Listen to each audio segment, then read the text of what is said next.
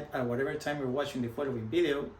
I'm the Magister Arodi Calderon, and today we're going to cover inverse rule of three. What is a inverse rule of three? It's what increases one decreases the other. In the previous video, we said that the direct rule of three is when one variable increases, the other one increases in the same proportion. In this one, it's quite the opposite. If one variable decreases, the other one increases in the same proportion. Let's solve problem number one. 3 workers build a wall in 12 hours. How long will it take 8 workers to build a wall? As the previous video, the first step is to identify our variables. Our variables are workers and hours. The problem says that 3 workers take 12 hours to build a wall. And they are asking how long will it take 8 workers to build a wall. Okay, first things. How do we know this is an inverse rule of 3? We try to use the logic. If we have 3 workers and they're taking 12 hours to build a wall, and we hire more people or we send more people to make the same task, they should take less time, right? Because there are more people. Therefore, it's an inverse proportion. Okay, so what do we have to do? In direct proportion, we said that we have to cross multiply and then divide. Let's imagine that this is A and this is B. And this also is C. In this type of problems, we have to do this. X equals A times B divided by C. In other words, 3 times 12 divided by 8. If you solve this, the answer is going to be 4.5 hours. Which makes totally sense. Now we have more people.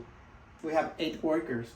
They should take less time to do the same task that we were doing with 3 people. And our calculation is correct because it says that it's taking 4.5 hours.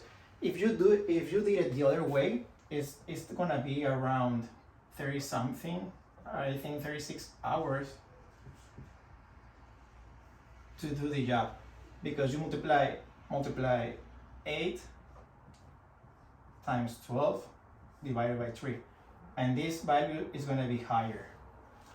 Anyway, let's solve another problem. Let's solve problem 2.